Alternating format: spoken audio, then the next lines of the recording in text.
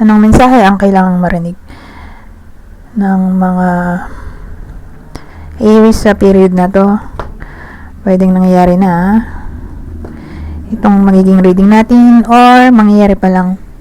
Kung hindi man para sa inyo itong magiging reading natin, di baka para sa someone na malapit sa inyo o sa someone na kakilala nyo mismo. Baka may lumabas na gender, mamaya gawin nyo na lang energy, masculine at feminine energy. Pwede rin naman na wag nyo nang pansinin ang gender. Hindi ko masasabi kung anong magiging reading, kung positive ba o negative. Depende sa kung anong mapipick up kong energy. Walang masama kung papanoorin ang Sun, Moon at Rising sign. Kasi baka alin man sa mga yan ay mag-resonate na sa sitwasyon nyo.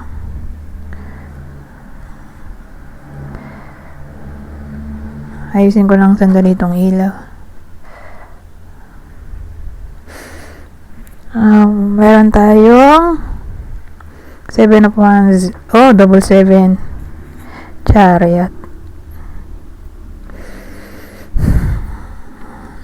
So, mulit yung 7. Clarify natin. Ano yung double 7? So, ito yung bida.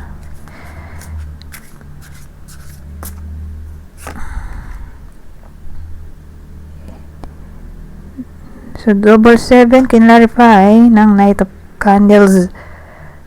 Ang daming langgam. Ako, baka kagatin ako nito. Makati. Diyos ko. So, ulitin ko yung double 7. Kinlarify ng Knight of Wands at Ace of Wands. Ito yung ano natin, future outcome. Well, sa case na to, hindi literal na Aries yung bida, kundi someone else na malapit sa kanya. Okay? So, kung dito ka-relasyon niya or person, edi someone na ka-close niya or kakilala. Ano to ay lalaki. Pwede rin namang babae kung extrovert.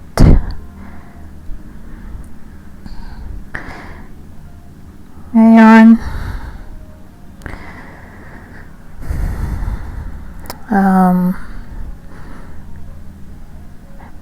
hindi ko nga lang masabi kung career ba to o relationship o friendship lang. Dadagdagan natin ng ibang detalye kasi parang nakukulangan ako ng information. Kasi nagdagdag na ako eh. Pero parang kulang pa rin.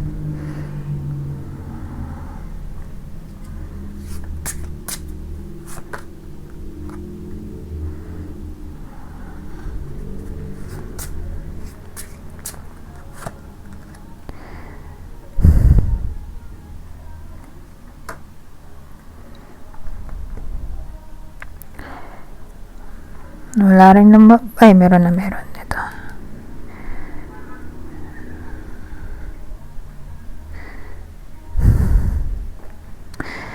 So,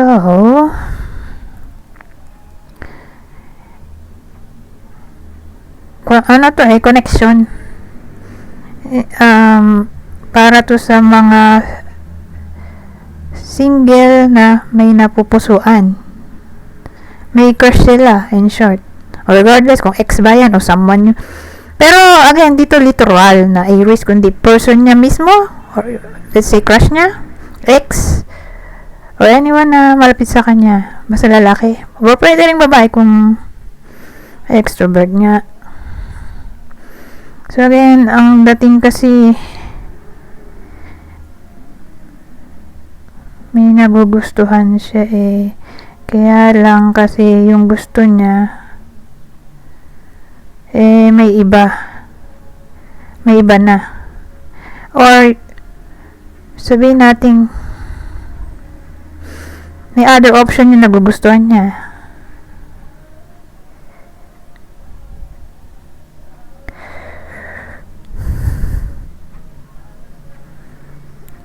Ganun dating. Kung baga, hindi niya alam ang tungkol dito, malalaman niya pa lang.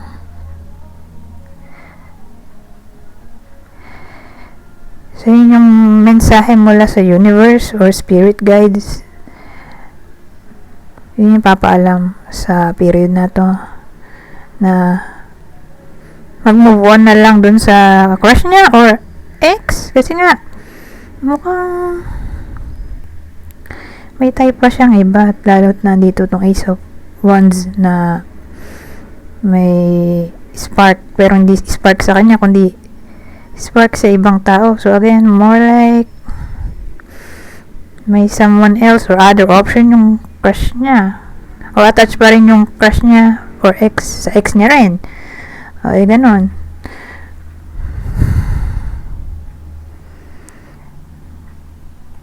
Ngayon, di pa naman to future outcome. Ito yung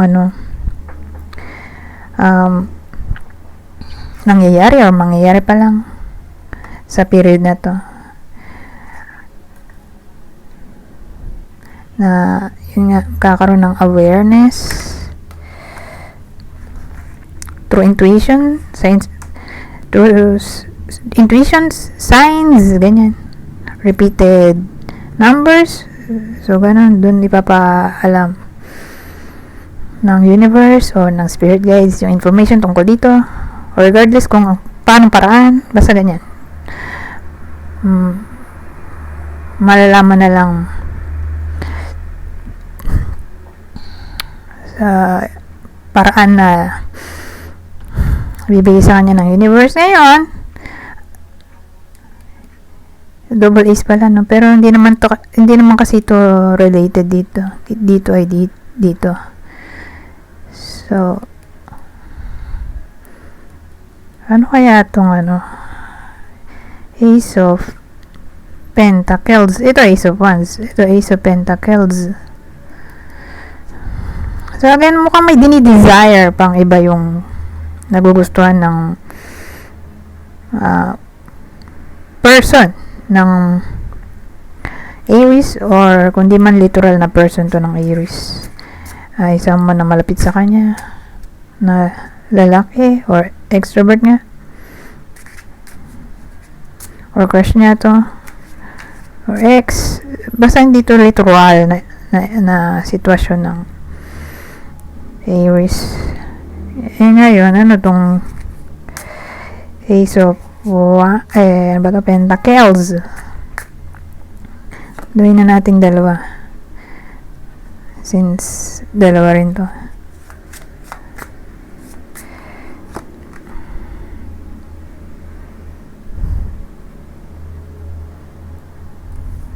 Oh, well, mas applicable siguro to kung nangyayari na, or baka nga mangyari. Kasi kung mangyari to,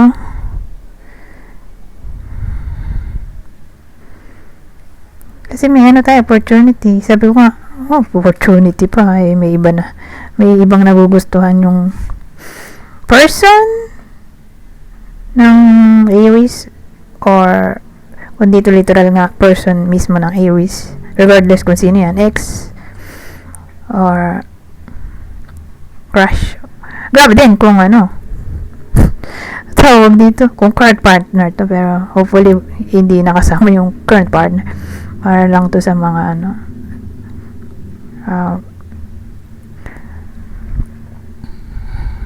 may crush. Okay, crush, regardless kung someone new or ex-partner, pwede rin ganun. Or again, pwede rin to sa reading ng someone na malapit sa Aries. Kasi hindi siya magkakatotoo dito. Ito, fulfillment to. Tingin ko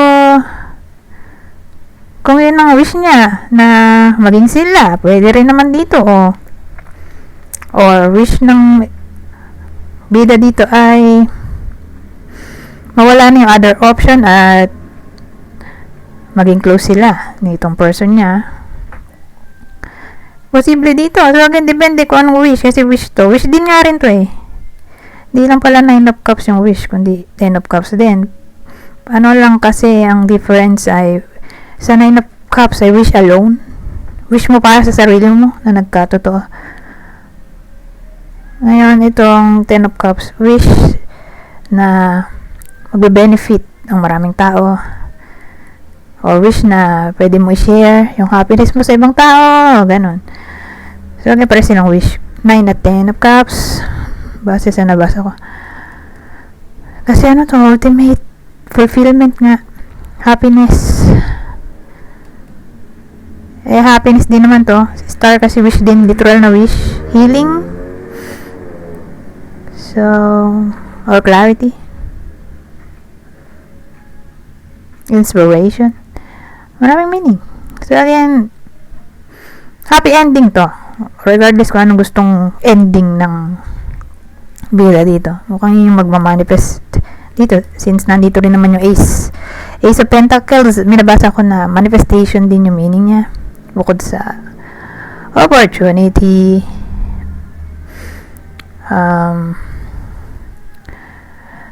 or pwede rin nanalo siya, win.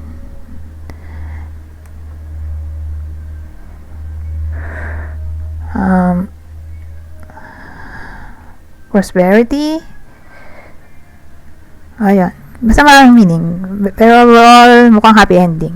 Depende kung ano bang gustong mangyari ng bida dito. Kung maging sila agad. Or mawala lang yung someone else sa picture or third party. So, yan.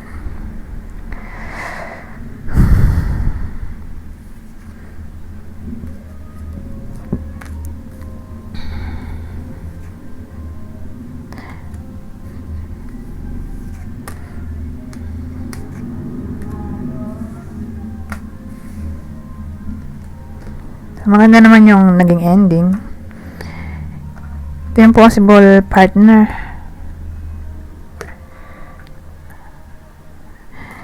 Ng bida sa reading. So, again, hindi naman literal na i-wish, kundi person niya mismo or kakilala niya, diba? So, ito yung possible person ng bida dito. Okay? Sa reading natin, Hanged Man ay Pisces, Scorpio, Leo. Ito gusto ayan, ito nga lang sana eh, kaya na sumama rin to. Pawis kasi kami ko eh, kaya dumidikit. Pisces, Scorpio, Leo, Libra, at sumama nga to Cancer.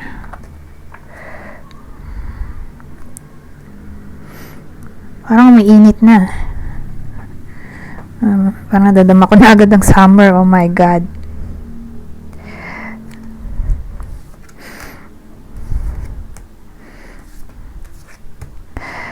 Parang nagsisimula ng minute. Sana lumamig pa ulit.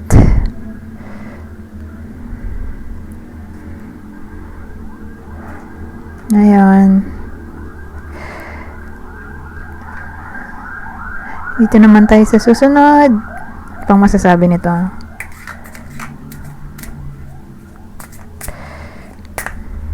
Ibang senaryo.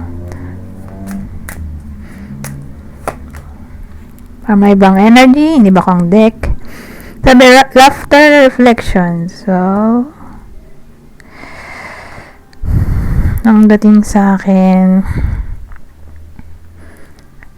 mag-reflect daw eh. Siguro in-encourage na mag-reflect para mag-focus naman dito sa happiness, laughter eh. Kung masyadong seryoso siguro, pasayin naman ang sarili, ang inner child, Yun yung reflection dito. All about happiness, or all about inner happiness, or inner child, self-love, o pag-pamper sa sarili. Parang isipin naman ang sarili. May times kasi na ganun eh. Minsan nakakalimutan ang sarili dahil people pleaser.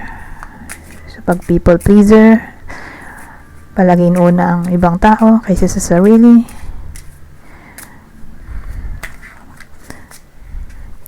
Walang masama maging selfish pa minsan-minsan.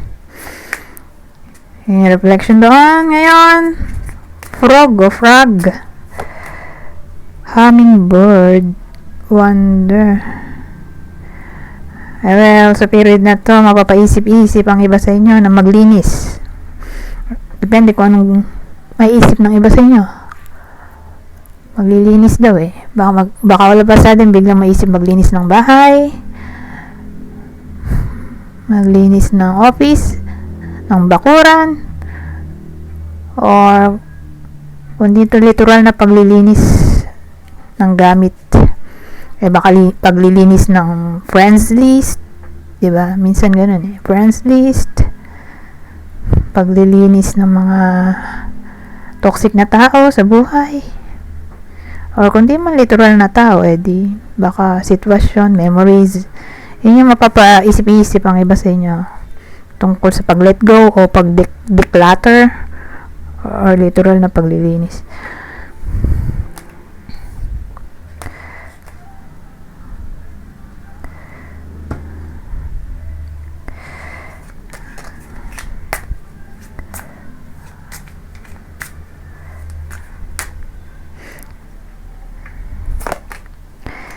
Innocence,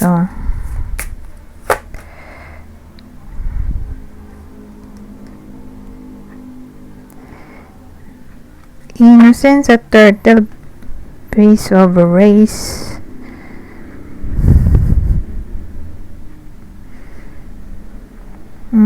Wala to.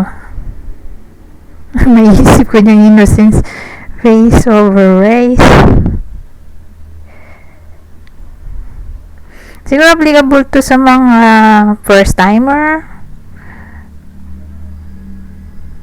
or encourage ang slowly but surely, lalo na nga kung di sanay sa ginagawa or gagawin pa lang first time, or di niya kabisado yung gagawin, na wag magmadali. Pero kasi innocence parang siya, beginning, siya naisip ko ay first time. Innocence, parang child. So then, ni-encourage na kung di mo alam ang gagawin mo, take it slow, wag magmadali, lalo na siguro kung trabaho to or decision making. Kung di mo alam ang gagawin, di mag-research, wag magpadalos-dalos, or else baka nga pumalpak. So again, parang siya, slowly but surely. Okay lang mag-take time, basta pulidong gagawin, ganon. Itong uli,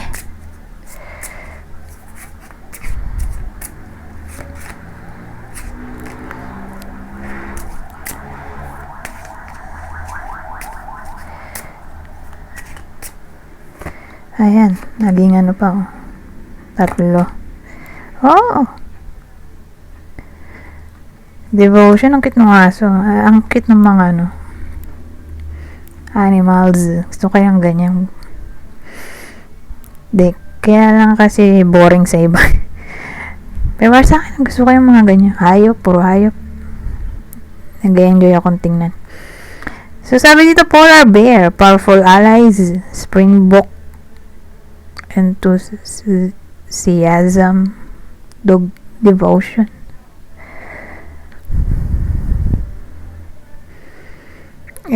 More like tungkol to sa friendship. Yung devotion natin, devotion sa friend. Magiging enthusiastic ang iba sa inyo Parang makihalubilo, may powerful allies tayo dun eh. Mag-build ng connection sa devotion. So, sa period na to, encourage maging friendly o sociable. Kasi, who knows, baka in the future, matulungan nyo ang isa't isa in times of crisis. I-build ng isa't isa. So, again, encourage maging friendly or sociable o makisalamuha sa period na to. Ngayon,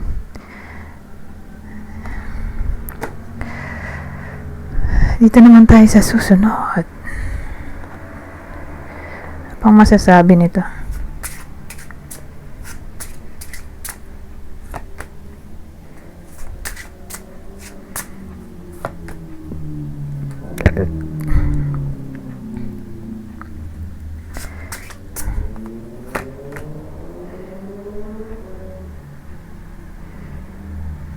So, sa period na to, ang tatamaan ay babae. Babaeng Aries or pwedeng kung dito babae ay lalaki kung introvert or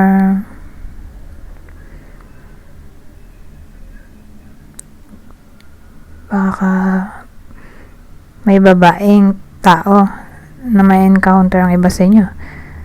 Maraming pwedeng cases, pwede siyang vice versa eh. Dahil general reading naman to. Bakit ganon? Whip Rider.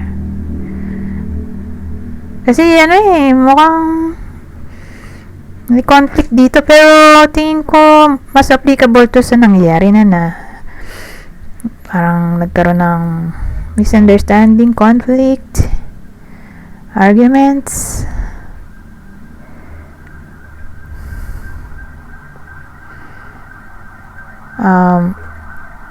Ngayon, may rider kasi tayo. So, parang paparating pa lang. More like news or message tungkol dun sa nakaalitan ng iba sa inyo. Or information. News, information, or message. Pwede rin opportunity. So, depende. So again, whether kayo mismo to, ito yung nakaaway nyo. May ma-receive na information ang iba sa inyo tungkol sa nakaalitan nga. Baka to, all about apology or depende. May mabalitaan kayo tungkol sa kanya eh. Baka na karma or gossip siguro.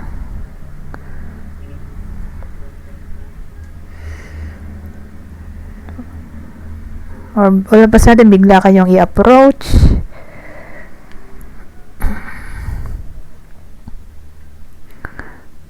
Or makita nyo tong taong to somewhere by chance. Or wala pa sa atin ganoon. Nakita nyo na lang somewhere.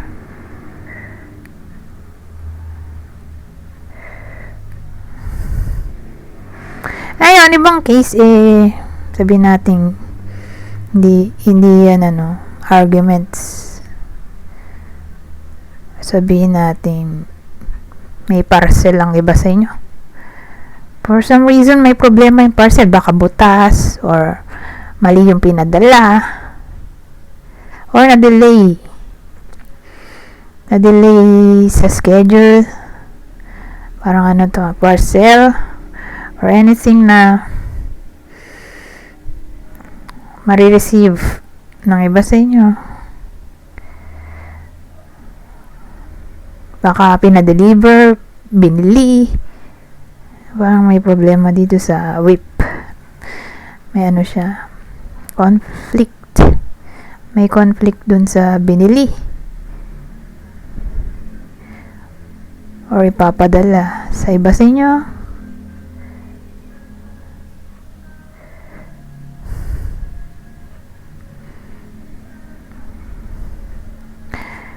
Pero ibang case yung misunderstanding. Sabagay, nasabi ko na rin yun. Misunderstanding. Pero kung misunderstanding, isa na nga rin yung nagkamali ng pinadala, nagkamali ng pindot, kung may binili.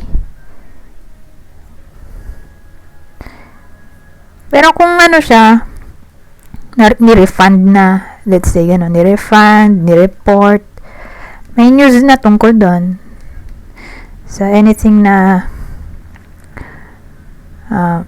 issues ba na pinaprocess ng iba sa inyo. So, yan, issues, regardless kung anong issues to na pinaprocess, may feedback na sa period na to. So, yan, regardless kung ito mismo yung AWIS or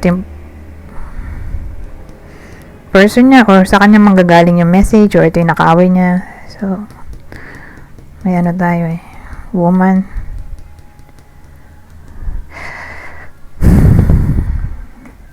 Anyways, dito naman tayo sa general advice. Bale, babasahin ko na lang to. Kunin nyo lang ang mensahe na sa tingin nyo ay fit sa sitwasyon nyo. Pero kung type nyo tong gantong deck, ang pangalan nito ay Kawaii Lenormand. Ganda naman siya, di ba? Malaki yung picture, Saka anime. Kung mahilig kayo sa anime, So, kung sakaling magustuhan nyo, since maganda nga siya at malaki, madali din i-shuffle. Yun nga lang, medyo manipis. Pero, okay naman siya. Good quality pa rin sa paningin ko. So, again, kung gusto nyo yan, itag ko na lang sa video ko. Anyways, dito na tayo sa last deck ko. Babasahin ko na lang para mabilis. Kunin nyo lang ang mensahe na sa tingin nyo ay fit sa sitwasyon nyo. General advice at prediction na to sa period na to.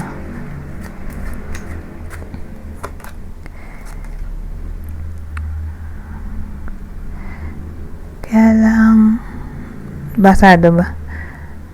You need to know more.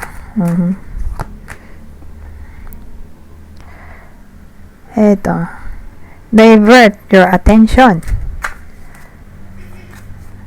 At ang uli, this is beyond your control.